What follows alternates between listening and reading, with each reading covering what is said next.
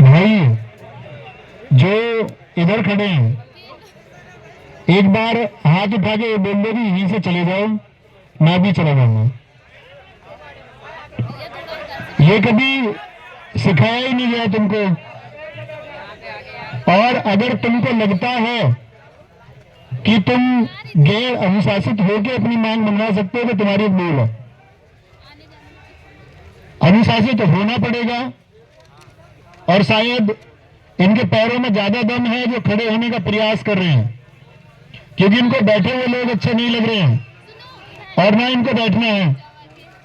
तो मैं एक बार फिर से आपका भाई होने के नाते रिक्वेस्ट करता हूं कि एक भी छात्र खड़ा ना रहे और अगले 15 सेकंड में हम ये करके दिखाएंगे कि हमारा एक भी साथी नहीं खड़ा होगा। अगर आपके पास कोई खड़ा हुआ है और हमारी बात को नहीं मानता है, बैठने की इस बात को नहीं मांग रहा है, इसका मतलब वो चाहता है कि आपकी चीजें सही ना चले और सिर्फ एक ही बारे में यहां बात करते रहे। री एग्जाम की बात को छोड़ के यहां सिर्फ एक बात चलती रहे कि आप बैठ जाओ, आप बैठ जाओ, आप बैठ जाओ। इन लोगों को इस बात से कोई मतलब नहीं है कि री एग्जाम की एक बात चलनी चाहिए और किसी भी गुरुजन को ये ना कहना पड़े कि बैठ जाइए। ये आपका मुद्दा भटकाने वाले लोग हो सकते हैं। ये बेवजह यहां पर इन लोगों को लगता होगा कोई तमाशा है, इन लोगों को लगता होगा कि ये भीड़ नहीं है, ये लाखों करोड़ों घरों के जज्बात हैं जो कुचल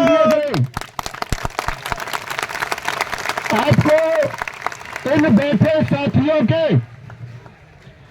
आपको इन बैठे साथियों के शायद दिल का दर्द यहां आंखों में न दिखाई दे, क्योंकि ये आंखें रात को जाग के पढ़ के सूख चुकी हैं। ऐसा हो सकता है कि आपको लगे बहुत सारे लोग यहां आपको बहुत तरह की राय इंडिविजुअली एकल रूप से आपके कान में दे सकते हैं कि कुछ नहीं होगा। दोस्त, मैं हाथ उठाऊं तो आप सबके दोनों हाथ उठने चाहिए कि री एग्जाम होगा, री एग्जाम होगा। और अगर एक छात्र शक्ति और उसके साथ में आपके साथी, आपके भाई, आपके सारे अध्यापक जिन्होंने आपकी तरह नींदें गंवाई हैं, जो सपना आपने देखा वो सपना हमने भी देखा कि हम इस प्रदेश में मेरिट में बच्चों को पहुंचाएंगे जो अपने दम पर सिलेक्शन लेगा। और फ्री एजुकेशन यूट्यूब पर दी, वो इस बात के लिए नहीं दी कि चंद लोग 4 घंटे में पेपर पाके तुमसे बेहतर कर जाएं। वो शिक्षा तुमको इस बात के लिए नहीं दी कि कल को चंद लोग आकर के आपकी इस जायज मांग को दमित कर दें। वो शिक्षा आप लोगों को इस बात के लिए नहीं दी कि आप एक व्यवस्था तक नहीं बना पाते और कहने के बावजूद कुछ लोग खड़े हो जाते हैं। मैं फिर कहता हूं, ऐसे लोगों को आप अभी बाहर भेजने का प्रयास कीजिए। जो लोग खड़े हैं ये नहीं चाहते कि आपका री एग्जाम हो। मैं मंच पर अपने साथ खड़े अध्यापक साथियों से भी अनुरोध करूंगा कि वो अपना अपना स्थान ग्रहण करें। और भाई, ये जो तुम फोटो खींच रहे हो ना यहाँ, ये जो तुम चरण स्पर्श कर रहे हैं, इसका कोई मोल नहीं है। इसका मोल तब है अगर तुम ताकत से री एग्जाम करवा पाए, तो हम जानते हैं कि हम तब ये मानेंगे कि आप अपने गुरुओं के प्रति श्रद्धा रखते हो। आपके गुरुजनों ने एक मुहिम चलाई, कि बच्चे आपके सपनों के साथ एक खिलवाड़ हुआ है। आपको सरेआम नकल माफियाओं के द्वारा लूटा गया है। और क्या आप इतने कमजोर हैं कि एक सरेआम लूट अपने साथ हो जाने दोगे? बिल्कुल नहीं। अगर तुम एक सरेआम लूट अपने साथ हो जाने दोगे तो इस प्रदेश की व्यवस्था के लायक भी प्राप्त नहीं है। तो कहेंगे लूट नहीं होने देंगे, अन्याय नहीं होने देंगे। चाहे सूरज निकले, चाहे सूरज डूबे, चाहे सुबह हो, चाहे कितनी शाम, एक ही मान री एग्जाम, एक ही मान री एग्जाम। और दोस्त, किसी भी कोई भाई नाम नहीं लेना है किसी का। देखो, आप जानते होंगे छद में आंसू दिखा देना।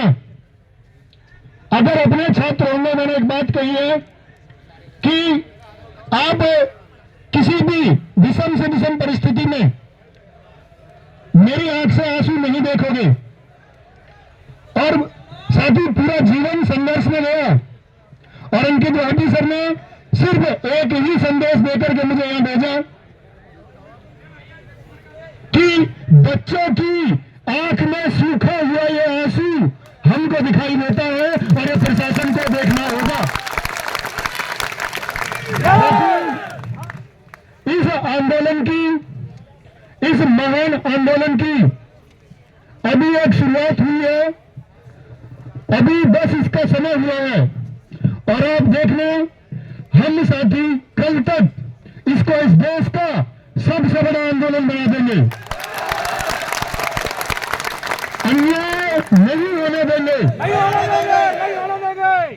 लेकिन बहुत ध्यानपूर्वक ये बातें सुननी होंगी। कोई भी आंदोलन महान होता है, उसके पीछे बने विचार से। सारे साथी अध्यापकों ने इसके बारे में चर्चा की। शायद बहुत सारे नाम मैं नहीं ले सकता, लेकिन सबका कंट्रीब्यूशन है। ऐसा नहीं है कि इस प्रदेश के ही टीचर्स का इसमें कंट्रीब्यूशन है। इस प्रदेश से बाहर के अध्यापक भी आपके लिए सामूहिक रूप से गोपनीय चर्चा में शामिल हुए कि कब क्या कैसे करना होगा। एक बात चली थी कि अब से 2 साल पहले मैंने एक बात कही थी कि प्रशासन चाह के भी आपकी परीक्षा में गड़बड़ी नहीं कर सकता। आज से 2 साल पहले एक बात कही थी कि प्रशासन यदि गड़बड़ करेगा तो मैं लखनऊ पैदल जाऊंगा, और उस पैदल आने को मैंने माना। हम पुलिस प्रशासन का बहुत सम्मान करते हैं, कई शायद आप भी इसके साथी होंगे, आप भी इसमें शामिल होंगे, तो आपको बहुत सारी चीजें फॉलो करनी पड़ेंगी। लेकिन पुलिस विभाग को यह भी समझना होगा कि इन बच्चों का आखिरी सपना यह है, अगर यह उम्मीद टूट गई तो इस उम्मीद के टूटने के पीछे तुम भी कहीं ना कहीं शामिल हो। इन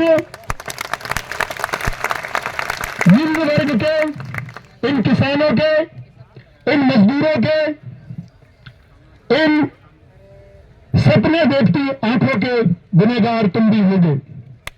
तो मैं पुलिस प्रशासन से भी उम्मीद करूंगा कि इन गरीब बच्चों के लिए आंतरिक संवेदनाएं रखी।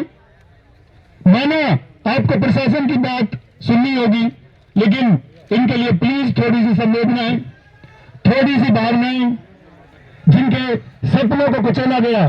क्योंकि आप सोचिए, जिस समय इस देश के किसी भी व्यक्ति, इस राज्य की किसी भी पुलिस ने वर्दी धारण की होगी तो एक मेहनत से वर्दी धारण की होगी, और उसके अंदर भावनाएं भी होंगी कि एक मेहनत का छात्र कितनी मेहनत करता है।